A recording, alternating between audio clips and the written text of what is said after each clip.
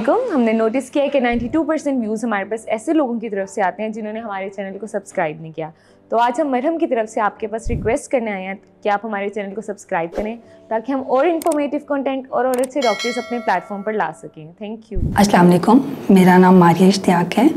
मैं एक speech therapist और बिहेवियर थेरेपिस्ट हूँ और मेरा मोस्ट लाइकली जो है चिल्ड्रन के साथ काम है, जिसके अंदर ऑटिज़म है, ग्लोबल डेवलपमेंटल डिसऑर्डर है, लर्निंग डिसेबिलिटी है, लैंग्वेज डिसऑर्डर है या मुख्तलिफ और इश्यूज़ के साथ हैं। आज का जो टॉपिक है वो ग्लोबल डेवलपमेंटल डिले है। अब ग्लोबल डेवलपमेंटल डिले को मैंने इसलिए रेज़ किया कि मोस्ट लाइकली इस तरह से है, हमारे पेरेंट्स जो है बहुत ज़्यादा परेशान होते हैं कि मेरा जैसे बच्चा बोल नहीं रहा तो इसको ऑटिज़म होएगा, मेरा बच्चा बोल नहीं रहा इसको लर्निंग डिसेबिलिटी है या मेरे को नॉन कम्युनिकेशन का कोई डिसऑर्डर है या समथिंग इज़ लाइक ना। अब यहाँ इसको कोई बिहेवियर इश्यूज़ की वजह से इस तरह से है या इसको कोई हेयरिंग की वजह से ऐसा है। जी बिल्कुल ऐसा नहीं है।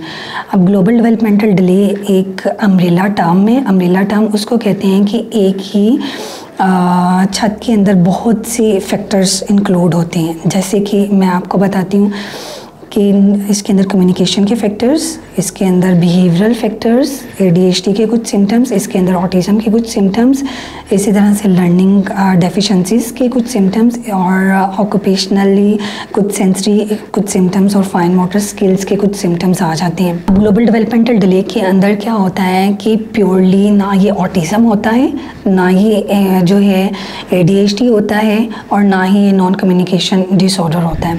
अब ये अर्ली इंटरवेंशन को ज़्यादातर लीड करता है, जिसके अंदर क्या होता है कि एक दो सिम्टम्स जो है ऑटिज़म के आ जाते हैं, एक दो जो है बिहेवियर के आ जाते हैं और एक दो जो है इसके इम्पल्स जिसके अंदर बिहेवियर्स आते हैं बच्चों में वो चीज़ें आ जाती हैं और कुछ ऐसे सिम्टम्स आ जाते हैं जो कि हमारे फाइन मोटर स्किल्स के साथ या सोशल कम्युनिकेशन के साथ जो मर्ज करते हैं। अब क्या हो रहा था कि मेरा बच्चा जो है नाम पे रिस्पॉन्ड कर रहा है, लेकिन क्या कहते हैं हेड टर्न भी कर रहा है, फैमिली मेम्बर्स को भी देख रहा है, लेकिन हाँ इस तरह से कुछ ना कुछ चीज़ों को अलाइनमेंट कर रहा है या थोड़ी सी कोई उसकी फेवरेबल मैं बात कर दूं तो वो जंपिंग स्टार्ट कर देता है। तो इट्स मीन कि उसके अंदर कुछ ना कुछ ऑटिस्टिक जो हैं स्टीरियोटिपिक बिहेवियर्स हैं। अब इम्पल्स बिहेवियर में क्या है कि अब मूड है तो मैं बहुत अच्छा रिस्पॉन्ड कर रहा हूँ और मैं हर फेस पे रिस्पॉन्ड मेरा बच्चा कर रहा है या वर्ड लेवल पे रिस्पॉन्ड कर रहा है। अगर थोड़ा सा फ्लक्चुएट मूड है तो वो मुझे लगता है कि इसको जो है ना बिल्कुल ही ज़ीरो हो गया है, वो जो अच्छा रिस्पॉन्ड कर रहा था वो ज़ीरो हो गया। तो इट्स मीन कि उसके अंदर अटेंशन स्पैन डेफिशिएंसी है। इसी तरह से मुझे लग रहा होता है अगर मूड है या इसकी मैंने लर्निंग स्किल्स पे जैसे मैंने काम फाइन मोटर स्किल्स पे किया है तो मुझे बड़ा अच्छा सर्कल बना के दे रहा है, कमांड भी फॉलोइंग कर रहा है इस तरह से, लेकिन जब मूड नहीं है या टेंट्रम शो कर रहा है तो वो चीज़ें नहीं है।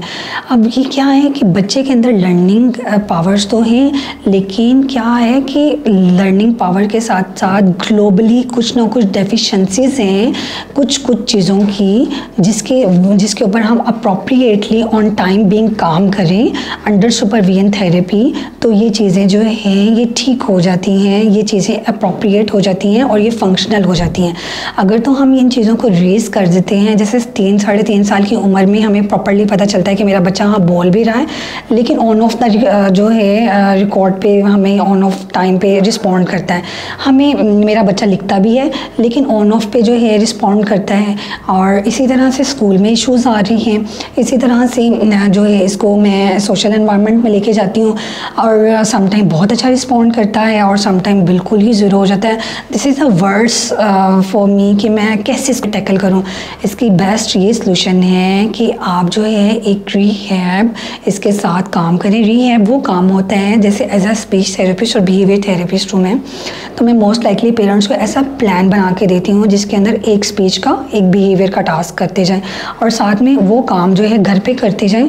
और उससे क्या हो जाता है कि बच्चे का और साथ में हम लोग बताया जाता है कि आपने अपने बच्चे के बिहेवियर को किस तरह से शेप देना है, आपने इसके साथ प्रॉम्प्ट कैसे काम करना है, विदाउट प्रॉम्प्ट कैसे काम करना है। इसके मोस्ट लाइकली जो ग्लोबल डेवलपमेंटल डिले के अंदर हम लोग देखते हैं वो ये देखते हैं कि बच्चे के इमोशंस ही रेगुलेट नहीं हो रहे होते हैं, जिसकी वजह से उसकी लर्निंग पावर्स डेफिशिएंसीज होती हैं। वो चीज़ हम बताते हैं। समटाइम इसी तरह से गुड बैड मैनर्स का नहीं बच्चे को पता चल रहा होता, वो हम लोग मैकाटॉन्स के थ्रू या इस तरह से वो करवाते हैं। बहुत से ऐसे पेरेंट्स हैं वो बहुत परेशान होते हैं जो कि पाकिस्तानी हैं लेकिन आउट ऑफ कंट्रीज़ वगैरह रहते हैं कि अच्छा जी हमें थेरेपी जो है रिक्वायर्ड है, बट अनफॉर्चुनेटली लॉन्ग टाइम जैसे NHS हो गया इस तरह से हमें नहीं मिल रही होती, या आप ऑनलाइन कंसल्टेशन ले सकते हैं। यूर वेल एजुकेटेड पेरेंट्स, तो आप ऑनलाइन कंसल्टेशन के थ्रू भी आप एज अ को थेरेपिस्ट काम कर रहे होते हैं या आप जो है ऑफ द रिकॉर्ड काम करें तो उसमें भी इम्प्रूवमेंट आ रही है।